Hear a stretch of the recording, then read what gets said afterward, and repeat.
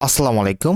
লার্নফ্লুয়েন্সি চ্যানেলের পক্ষ থেকে নবম এবং দশম শ্রেণীর মানবিক বিভাগের শিক্ষার্থীদেরকে স্বাগতম এবং আমন্ত্রণ জানাচ্ছি আজকের এই টিউটোরিয়ালে। আজকে আমরা আলোচনা করব তোমাদের ইতিহাস বইয়ের অষ্টম অধ্যায়ের অনুশীলনে তোমাদেরকে যে বহু নির্বাচনী প্রশ্ন, সৃজনশীল প্রশ্ন, একই সাথে যে সংক্ষিপ্ত প্রশ্নগুলি দেওয়া হয়েছে, এই ক্লাসে আমরা সেগুলোর সমাধান বা উত্তরগুলি করে ফেলব। তো চলো আলোচনাটি শুরু করা যাক। শুরু করছি পরম করুণাময় মহান আল্লাহ তাআলার নামে। তো অনুশীলনীর শুরুতেই তোমাদেরকে কিন্তু কিছু বহু নির্বাচনী প্রশ্ন দেওয়া হয়েছে। তো দেখো, 1 নম্বর বহু নির্বাচনী প্রশ্ন বলা হচ্ছে, কারা ভারতবর্ষে অপ্রতিদ্বন্দ্বী শক্তিতে পরিণত হয়েছিল? উত্তরটি কিন্তু হবে খ নাম্বার, ইংরেজ। 2 নম্বর বলা হচ্ছে, কোম্পানির হাতে দায়িত্বহীন ক্ষমতা প্রদানের ফলে কি ঘটেছিল? উত্তরটি হবে খ নাম্বার, নবাব পুতুল শাসকে পরিণত হয়েছিল। এরপর 3 এবং 4 নম্বর প্রশ্নের জন্য তোমাদেরকে উদ্দীপক দেওয়া হয়েছে। উদ্দীপক পড়ে 3 এবং 4 নম্বর প্রশ্নের উত্তর করতে হবে। উদ্দীপকে বলা হচ্ছে, জনাব খালেক আর্থিক সমৃদ্ধির জন্য অন্য জেলায় গিয়ে এনজিও কর্মকাণ্ড পরিচালনা করে থাকে। তার কর্মকাণ্ড স্থানীয়জন অসন্তোষ হলে স্থানীয় কর্তৃপক্ষ তার এনজিওটি বন্ধ করে এলাকা থেকে বিতাড়িত করে। কিন্তু তার বন্ধু রহমান সাহেব জানান, তার পূর্বপুরুষগণ স্থানীয় জমিদারের নিকট থেকে সুপারিশপত্র নিয়ে বিদেশে গমন করে বাণিজ্যিক সুবিধা লাভের আশায় সেখানকার কর্তৃপক্ষের সাথে সাক্ষাৎ করেন। তারা একটি নদীর তীরে অর্থের বিনিময়ে কয়েকটি গ্রাম ইজারা নিয়ে ঘাঁটি স্থাপন করে। স্থানীয় কর্তৃপক্ষ রহমান সাহেব ও তার গোষ্ঠীকে বিনা খাজনায় বাণিজ্য করার অধিকার প্রদান করে। তো এখান থেকে 3 নম্বর প্রশ্নে তোমাদেরকে বলা হচ্ছে যে, জনাব খালেকার গৃহীত ব্যবস্থার সাথে তোমার পাঠ্য বইয়ের কোন জাতির বাণিজ্য কর্মকাণ্ডের কার্যক্রমের সাথে মিলে? উত্তরটি হবে ঘ নাম্বার, ইংরেজ। 4 নম্বরে বলা হচ্ছে, রহমান সাহেব ও তার বন্ধুদের কার্যক্রম ইতিহাসের যে ঘটনার সাথে সম্পৃক্ত, তার ফলাফল হচ্ছে নিচের কোনটি কোনটি? উত্তরটি হবে ক নাম্বার, 1 ও 2, অর্থাৎ দিনে মার্গনের উপমহাদেশ বাণিজ্য কুঠি স্থাপন এবং ফরাসি বাণিজ্য কুঠিতে ইংরেজদের দখলদারিত্ব। তো উত্তরটি হবে ক নাম্বার, 1 ও 2। তো এরপর তোমাদেরকে সৃজনশীল প্রশ্ন দেওয়া হয়েছে, তাই না? তো চলো আমরা সৃজনশীল প্রশ্ন উত্তরগুলি পর্যায়ক্রমে ক খ গ ঘ উত্তরগুলি দেখে ফেলি। তো ক নম্বর প্রশ্ন তোমাদেরকে বলা হচ্ছে, আলীনগর সন্ধি কি? উত্তর, 1757 সালে 9 ফেব্রুয়ারি নবাব সিরাজউদ্দৌলা এবং ইংরেজ সেনাপতি লর্ড ক্লাইভের মধ্যে যে চুক্তি স্বাক্ষরিত হয় তাকে আলীনগর সন্ধি বলা হয়। খ নম্বরে তোমাদেরকে বলা হচ্ছে যে, ওলন্দাজরা ভারতবর্ষ ত্যাগ করতে বাধ্য হয় কেন? উত্তর দেখো, ওলন্দাজরা মূলত বাণিজ্যর উদ্দেশ্যে ভারত এসেছিল, কিন্তু একই সময়ে ব্রিটিশরা তাদের প্রধান প্রতিদ্বন্দ্ব হয়ে দাঁড়ায়।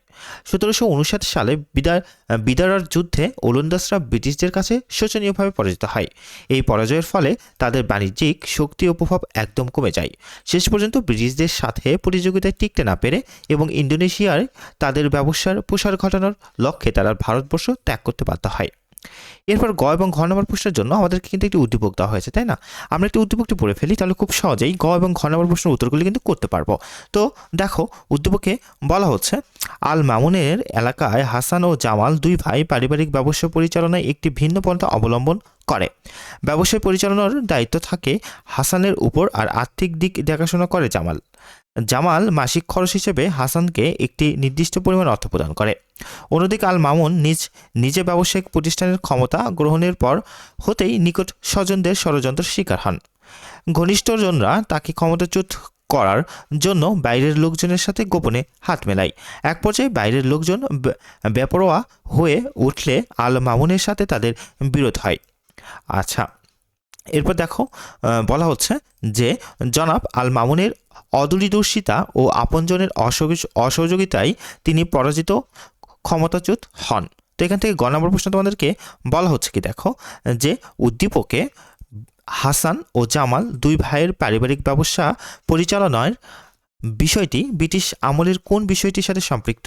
ব্যাখ্যা করো। উত্তর, ব্রিটিশ আমলের ইতিহাসে 1765 সালে লর্ড ক্লাইভ প্রবর্তিত দ্বৈত শাসন ছিল একটি অদ্ভুত ও অভিনব শাসন ব্যবস্থা। এই ব্যবস্থায় বাংলার শাসন ক্ষমতাকে দুই ভাগে ভাগ করা হয়। একদিকে ছিল দায়িত্বহীন ক্ষমতা আর অন্যদিকে ছিল ক্ষমতাহীন দায়িত্ব। উদ্দীপকে দেখা যায়, আল মামুনের এলাকায় হাসান ও জামাল দুই ভাই মিলে ব্যবসা পরিচালনা করেন, কিন্তু তাদের কাজের ধরন সম্পূর্ণ ভিন্ন। হাসানকে দেওয়া হয়েছে ব্যবসা পরিচালনার দায়িত্ব, অর্থাৎ মাঠ পর্যায়ের কাজ বা শাসন, কিন্তু তার হাতে কোনো আর্থিক ক্ষমতা নেই। সে কেবল মাসিক খরচের জন্য জামালের উপর নির্ভরশীল। এটি পলাশির যুদ্ধের পর নবাবের অবস্থার সাথে তুলনীয়, যাকে কেবল অভ্যন্তরীণ শক্তি বা বিচার ব্যবস্থা রক্ষার দায়িত্ব দেওয়া হয়েছিল। জামাল ব্যবসার আর্থিক দিক দেখাশোনা করে। আচ্ছা, দেখো, অর্থাৎ আয়ের সব উৎস তার নিয়ন্ত্রণে। সে হাসানকে কেবল তার প্রয়োজনীয় অর্থ প্রদান করে। এটি হুবহু ব্রিটিশ ইস্ট ইন্ডিয়া কোম্পানির দেওয়ানি অর্থাৎ রাজস্ব আদায়ের অধিকার লাভের মতো। উদ্দীপকের হাসানের অবস্থা নবাবের মতো ক্ষমতাহীন দায়িত্ব এবং জামালের অবস্থা ব্রিটিশ কোম্পানির মতো দায়িত্বহীন ক্ষমতার প্রতিফলন। সুতরাং বলা যায় হাসান ও জামালের এই অসম ক্ষমতা ও দায়িত্ব বন্টন ব্রিটিশ আমলের দ্বৈত শাসন ব্যবস্থারই একটি ক্ষুদ্র সংস্করণ। এরপর ঘ নম্বর প্রশ্ন তোমাদেরকে বলা হচ্ছে, দেখো যে আল মামুনের পরাজয়ের সাথে নবাবী শাসনামলের যে ঐতিহাসিক ঘটনার মিল পাওয়া যায় তার ঐতিহাসিক তাৎপর্য বিশ্লেষণ করো। তো দেখো আমরা এই উত্তরগুলি কিন্তু তোমাদের বইয়ের বাইরে থেকে একটি তথ্য দিয়েছি যাতে প্রশ্নের উত্তরগুলি খুবই ইউনিক এবং এক্সেপশনাল হয় এবং টিচারদের কাছ থেকে তোমরা সর্বোচ্চ মার্কস পেতে পারো। তো দেখো ঘ নম্বর বলা হচ্ছে যে উদ্দীপকের আল মামুনের পরাজয়ের সাথে বাংলার শেষ স্বাধীন নবাব সিরাজউদ্দৌলার পলাশির যুদ্ধের ঐতিহাসিক ঘটনার মিল পাওয়া যায়। ঐতিহাসিক তাৎপর্য: উদ্দীপকে আল মামুন যেমন নিজের স্বজনদের ষড়যন্ত্র এবং বাইরের লোকজনের অর্থাৎ ইংরেজদের মতো যোগ সাজেশে পরাজিত ও ক্ষমতাচ্যুত হন, নবাব সিরাজউদ্দৌলার ক্ষেত্রেও তাই ঘটেছিল। এর ঐতিহাসিক তাৎপর্য অত্যন্ত গভীর। 1. স্বাধীনতা ও সার্বভৌমত্ব হারানো। পলাশির যুদ্ধে পরাজয়ের মাধ্যমে বাংলার দীর্ঘদিনের স্বাধীনতার সূর্য অন্তমিত হয়। ব্রিটিশ ইস্ট ইন্ডিয়া কোম্পানি পরোক্ষভাবে বাংলার মালিক হয়ে ওঠে। ষড়যন্ত্রের জয়: মীর জাফর, খসেরি বেগম এবং জগৎ শেঠের মতো নিকটজনের বিশ্বাসঘাতকতার ফলেই নবাব পতন হয়েছিল, যা উদ্দীপকের আল মামুনের স্বজনদের ষড়যন্ত্রের সাথে সাদৃশ্যপূর্ণ। ঔপনিবেশিক শাসনের সূচনা: এই পরাজয় কেবল একজন ব্যক্তির পরাজয় ছিল না, বরং এটি ছিল উপমহাদেশে প্রায় 200 বছরের ব্রিটিশ শাসনের ভিত্তিপ্রস্তর। 4. অর্থনৈতিক শোষণ: এই ঘটনার পর ব্রিটিশরা বাংলাদেশকে লুটপাট করতে শুরু করে, যা এক সময়ের সমৃদ্ধ বাংলাকে দুর্ভিক্ষের দ্বারপ্রান্তে নিয়ে যায়। সুতরাং আল মামুনের মতোই সিরাজউদ্দৌলার পরাজয় ছিল অদূরদর্শিতা ও ভিতরের শত্রুদের ষড়যন্ত্রের ফল, যা ভারতবর্ষের ভাগ্য বদলে দিয়েছিল। এরপরে কিন্তু তোমাদেরকে এখান থেকে কিছু সংক্ষিপ্ত প্রশ্ন দেওয়া হয়েছে, তাই না? তো চলো আমরা পর্যায়ক্রমে সংক্ষিপ্ত প্রশ্ন উত্তরগুলো একটু দেখে ফেলি। তো দেখো এখান থেকে তোমাদেরকে সর্বপ্রথম 1 নম্বরে বলা হচ্ছে কি সংক্ষিপ্ত প্রশ্নে, যে ইউরোপীয়রা কেন সমুদ্রপথে উপমহাদেশে এসেছিল? উত্তর: ইউরোপীয়দের সমুদ্রপথে উপমহাদেশে আসার প্রধান কারণ ছিল বাণিজ্যিক স্বার্থ এবং বিকল্প পথ অনুসন্ধান। প্রাচীনকাল থেকে ভারতের মশাল, মসলিন এবং অন্যান্য পণ্যর ইউরোপে ব্যাপক চাহিদা ছিল, কিন্তু 1453 সালে অটোমান তুর্কিরা কনস্টান্টিনোপল দখল করে নিলে স্থলপথে বাণিজ্যের পথ বন্ধ হয়ে যায়, তাই না? ফলে মশলা বাণিজ্য নিয়ন্ত্রণ ধরে রাখতে এবং পর্তুগাল ও স্পেনের মতো দেশগুলোর প্রতিযোগিতায় টিকে থাকতে তারা বিকল্প হিসেবে সমুদ্রপথ আবিষ্কার করে এদেশে আসে। খ নম্বরে তোমাদেরকে বলা হয় পর্তুগিজরা পরাজিত হয়েছিল কেন, ব্যাখ্যা করো। উত্তর: পর্তুগিজরা প্রথমে এদেশে এলেও বেশ কিছু কারণে তারা শেষ পর্যন্ত টিকে থাকতে পারেনি এবং পরাজিত হয়। অত্যাচার ও জলদস্যুতা: তারা সাধারণ মানুষের উপর চরম অত্যাচার করত এবং জলদস্যুতার মাধ্যমে সম্পদ লুণ্ঠন করত, যা স্থানীয়দের মনে ঘৃণার জন্ম দেয়। ধর্মীয় অসহিষ্ণুতা: জোরপূর্বক ধর্ম পরিবর্তন করানো এবং স্থানীয়দের ধর্মীয় অনুভূতিতে আঘাত দেওয়ার ফলে তারা জনবিচ্ছিন্ন হয়ে পড়ে। মুঘল ও ইংরেজদের প্রতিরোধ: মুঘল সম্রাট শাহজাহানের আমলে কাসিম খানের হাতে হুগলিতে তারা শোচনীয়ভাবে পরাজিত হয়। এছাড়া উন্নত নৌশক্তি সম্পন্ন ওলন্দাজ ও ইংরেজদের সাথে প্রতিযোগিতার তারা পিছিয়ে পড়ে। এরপর 3 নম্বর প্রশ্ন দেখো। 3 নম্বরে তোমাদেরকে বলা হচ্ছে যে ইস্ট ইন্ডিয়া কোম্পানি কিভাবে দেওয়ানি লাভ করে?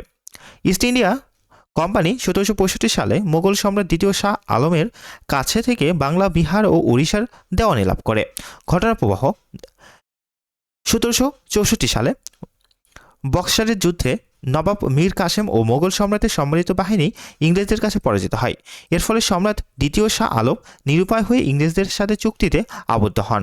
লর্ড ক্লাইভ দিল্লির সম্রাটের সাথে এক ফরমান স্বাক্ষরের মাধ্যমে বার্ষিক মাত্র 26 লক্ষ টাকা প্রদানের বিনিময়ে এ দেওয়ানি অর্থাৎ রাজস্ব আদায়ের আইনি অধিকার লাভ করেন।